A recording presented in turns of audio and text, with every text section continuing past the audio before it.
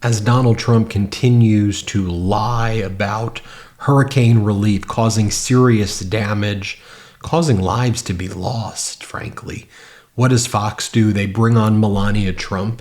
And just take a look at the Chiron as they're trying to help Melania sell her books. The Chiron with Melania on says, examining accountability of government agencies. As Aaron Rupar says, Maria Bartiromo brought on the top expert to opine about government accountability. All right, Melania, tell us about government accountability, please. Here, play the clip. She was helping us raising and taking care of Baron when we were traveling and being busy and serving the country. Yes, she lived with us even now, all the time. She's with me all the time. Oh, wow. I guess Fox viewers are getting a lot of knowledge there from Maria Bartiromo and Melania Trump. What else, Melania? Tell us more about your wisdom. I really want to know about it. Here, play this clip. I remember when I visited states when it was a hurricane. I was there with people. I was praying with them, sharing the stories, and also serving the food. And we were there with FEMA, helping them. And I think it's very important that they see that they have support behind them and that they will be okay.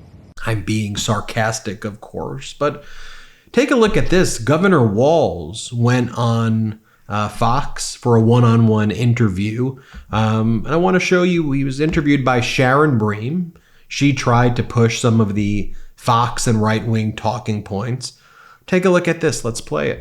I want to talk about abortion, too, because this came up at the debate. It's been a winning argument for Democrats on many ballots, but I want to clarify what the law is there in Minnesota. Abortion Finder, a website that helps women find access, says abortion is legal throughout pregnancy in Minnesota. There is no ban or limit on abortion in Minnesota based on how far along in a pregnancy you are. You signed the bill that makes it legal through all 9 months. Is that a position you think Democrats should advocate for nationally? Look, the vice president and I have been clear. The restoration of Roe versus Wade is what we're asking for. But that law goes far beyond Roe v. Wade. To make her own choice. The law is very clear. It does not change that. That has been debunked on every occasion. But wait, let's agree. What you signed is there's not a single limit through 9 months of pregnancy. Roe had a trimester framework that did have limits through the pregnancy. The Minnesota law does not have that. This puts the decision with the woman and her healthcare providers. The situation we have is when you don't have the ability of healthcare providers to provide that, that's where you end up with a situation like Amanda Zaworski in Texas, where they are afraid to do what's necessary. This doesn't change anything. It puts the decision back on to the woman, to the physicians, and we know that this is simply something to be brought up to be very clear. Donald Trump's asking for a nationwide abortion ban. Wait, he and has again, said that we don't see this as a winning campaign. He has said repeatedly that he will not sign a national abortion ban. Are you calling that just, it's a flat-out lie? Yes, of course, and Senator Vance has in the past said so too. Now look, they may see this as an election issue. We see it as a right of women to make their own bodily decisions. And that's what the states like my state have the ability to put that in. States like Georgia force women to cross the border, and then we have a death of Amber Thurman. So let's be very clear.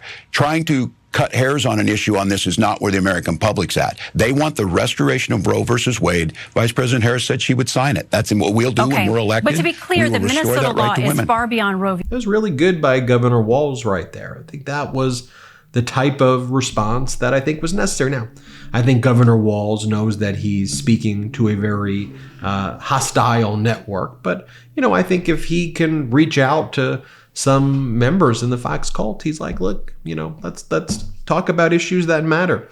Here he is talking about how MAGA Republicans are trying to distract from the real issues here. Play this clip. Several things were repealed with respect to reporting infants who may have survived an abortion attempt. Language that used to be part of the statute was taken out. We'll put this on the screen so people can see. It used to require medical personnel to, quote, preserve the life and health of the born alive infant. That language has been repealed. It's no longer part of the law. Also struck from the law was language about reporting infants that are born alive, what treatment they receive, and whether they live or die. Why was it important to you to get that protection out of the law? Minnesota law aligns with every other case of what physicians are required by their ethical responsibilities. And so it changed nothing other than aligning with all care that physicians provide in any circumstance for any medical case. And so it's alignment, as it's always been. It's the cases we've seen in Minnesota. The outcomes we get in our healthcare results are the best in the nation. And all it did was align with existing law. But you do acknowledge it takes out the language about preserving the life of an infant who was born alive. Every doctor has an ethical responsibility to provide what they can in each situation. That is the way the law is written now. It's the same for any person who shows up. And again, this is a distraction from the real issue here is women being forced into miscarriages, women being forced to go back home, get sepsis, potentially die, like we saw in cases in Texas, and maternal mortality rates in Texas have skyrocketed off the charts because of this. This is bad policy. Vice President and I have been very clear on this. We will restore the rights of Roe versus Wade. We will make sure women have their health care decisions. We will not put people's lives at risk because of the geography of where they live. And it will go back to the way it was before Donald Trump gleefully said, we've got the best of both worlds here. Things are wonderful. The states are handling it. It's a beautiful thing. It's not a beautiful thing to see women dying. It's not a beautiful thing to put doctors at risk of being imprisoned. It is not. It is not to see any single woman suffer. And by the way, and here when Governor Walz is trying to be called out on whether or not the infertility treatment, the specific one is called IUI or IVF.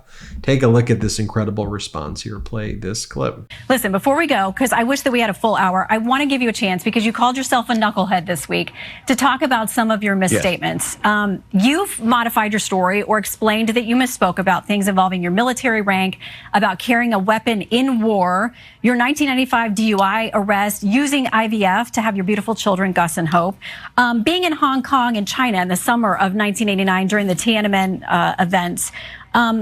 A lot of people would say they couldn't get away with saying, I'm just too passionate, my grammar's not right, I'm a knucklehead. What do you say to the American people who think, I don't know that I can trust this guy with all those modifications to be the potential commander-in-chief of this country? Yeah, well, I think they heard me. They heard me the other night speaking passionately about gun violence and misspeaking. And I got to be honest with you, Shannon, I don't think people care whether I used IUI or IVF when we talk about this. What they understand is Donald Trump would resist those things. Look, I speak passionately. I had an entire career, decades before I was in public office. They know, and I'm very proud of my 24 years in service and my record. I have never disparaged someone else in this, but I know that's not what Donald Trump does. They disparage everyone. The personal attacks. I will own up when I misspeak. I will own up when I make a mistake. Let's be very clear. On that debate stage the other night, I asked one very simple question, and Senator Vance would not acknowledge that Donald Trump lost the 2020 election. I think they're probably far more concerned with that than my wife and I used IUI to have our child, and that Donald Trump would restrict that. So I think folks know who I am. My constituents here in Minnesota have elected me 8 times. They know where I'm at, and I'm proud to be on the ticket, and we'll deliver just like we have here in Minnesota. Right. And if we're going to deal in truth. And look, compare that. That's Governor Walz going on Fox. Take a look, though, at, for example, when Lara Trump went on CNN.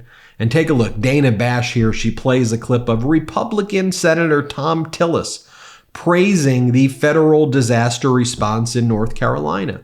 Now, take a look at what Lara Trump says. Play this clip. You need to listen to what the Republican senator from North Carolina, Tom Tillis, said about the rescue and recovery efforts.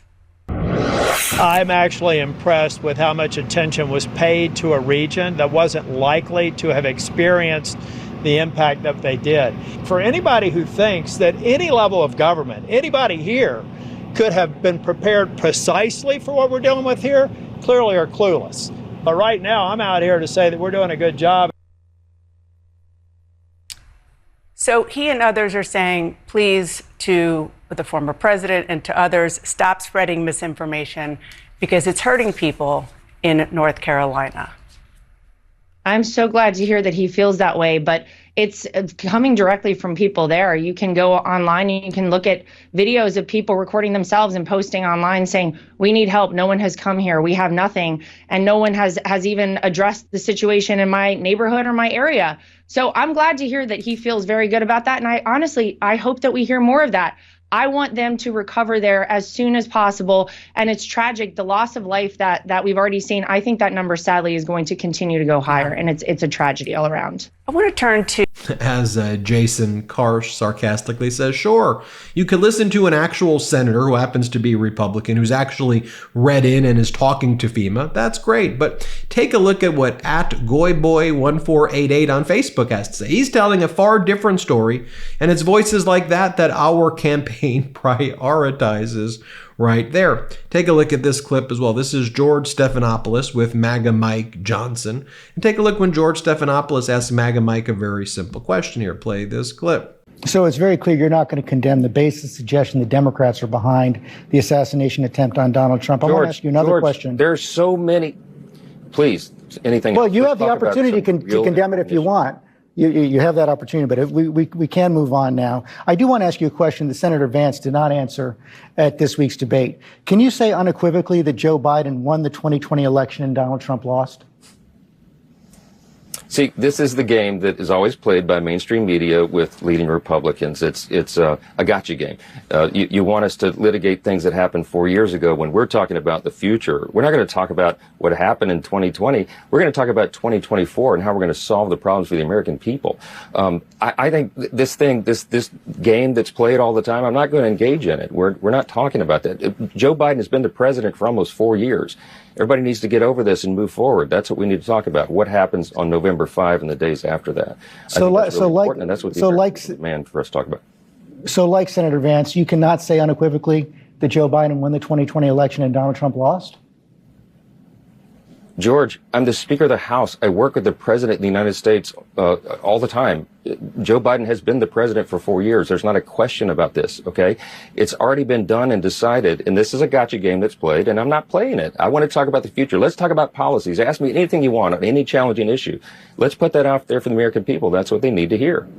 Well, it's President Trump who every single day, former President Trump, at just about every rally is saying that the election was rigged, that he won, and that Joe Biden lost. I'm just saying if you accept that or not. George, I'm not going to play the game. Ask me any question on any issue that's facing the country. They're some of the biggest issues that we face. How about another hurricane headed toward the country? How about Israel being fired upon by Iran? How about the rising crime rates that have everybody alarmed around this country, and the cost of living because hardworking families can't afford to do it? We have... Now take a look here. This is Meet the Press. You've got MAGA Republican Tom Cotton on the show. And take a look at what he responds when he's basically just being asked, like, again, did Donald Trump lose? Like, can you not say Donald Trump lost in 2020? Like, Republicans are too scared to say that? Here, play this clip. Different. I want to talk about one of the big moments this week from the vice presidential debate. We just played it in the open when Senator J.D. Vance refused to say that Donald Trump lost the 2020 election.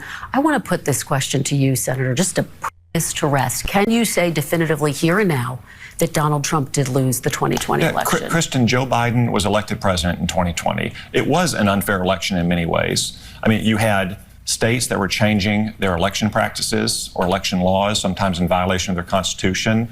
You had networks combining with big tech to suppress what we now know to be a truthful story about Hunter Biden's laptop and the evidence that it exposed about Biden family corruption. So obviously Joe Biden was elected president. We know that in part because... But did Trump lose? Joe Biden was elected, Kristen. There's a process by which we elect presidents. There's votes in November. You have an electoral college vote. You certify the election, and then you have the inauguration. Joe Biden was elected president. Everything has gone to hell in a handbasket as a result of it. As you know, though, I mean, it has been stated that this was one of the most secure elections in U.S. history. But do you just not want to say that Trump lost? Why not just say the simple, Kristen, if Biden is president, can you just simply say Trump lost? Joe Biden was elected president in 2020. That's why we have runaway inflation. That's why we have more than 10 million illegals in this country. And to go back to the point about the 2020 election, it was very irregular. You had networks, to include this networks, conspiring with big tech to suppress evidence of Biden family corruption. You had Democratic states and cities like Pennsylvania, like Philadelphia, changing their election practices on the fly. That's one reason why President Trump and the Republican National Committee is so focused on election integrity in this election, to make sure that Democrats aren't doing things like they're trying to do in Pennsylvania, counting absentee and mail-in ballots that don't have dates or that have the wrong date. And there's no proof that happened. And again, just to be clear, as I said initially, Trump did take his case to court more than 60 times, didn't win those cases. As you know, Vice President Kamala Harris, or as we talked about in some of our other takes, she'll be hitting the airwaves. She's doing a lot of press events recently. She just did Call Her Daddy. She's going to be speaking on Howard Stern. Take a look at this. 60 Minutes, Call Her Daddy, Howard Stern, The View, Stephen Colbert, Univision, Town Hall. Governor Walz was on Fox News. They barely call it news. 60 Minutes, Jimmy Kimmel, local and Hispanic media and battlegrounds. Plus, both are stumping in Nevada and Arizona, where early votes begin on Wednesday. But here's what Politico says. After avoiding the media on her campaign, Kamala Harris is still largely avoiding the media. The VP is set for a series of interviews that likely won't press her on tough issues. As Ian Sams goes, who works with the Harris campaign, emblematic of how out of touch much of the Beltway political media has become. 60 Minutes, Univision, Town Hall, The View, Colbert, Howard Stern, on top of massive podcasts after local TV plus national cable news, Oprah, National Association of Black Journalists interviews, and numerous gaggles. That's somehow avoiding the media? Like, what in the world are you talking about there? And meanwhile, when Donald Trump goes on, Hannity or whatever, he just blabbers and just says a bunch of kind of nonsense and nothing, or just lies about like hurricane relief and things that should be so obvious and so basic. Like, here's Donald Trump at a speech that he gave over the weekend saying that he won't go on 60 Minutes because they were mean to him and they need to apologize to him. Here, play the clip. It's terrible. So we're waiting for an apology. They want to do it again. I'll do it again, but they got to Don't you think I should make them apologize? I mean, it's just so utterly pathetic. But tell me what you think. Hit subscribe. Let's get to 4 million subscribers together. Thanks for watching. Love this video? Make sure you stay up to date on the latest breaking news and all things Meidas by signing up to the MeidasTouch newsletter at MeidasTouch.com/newsletter.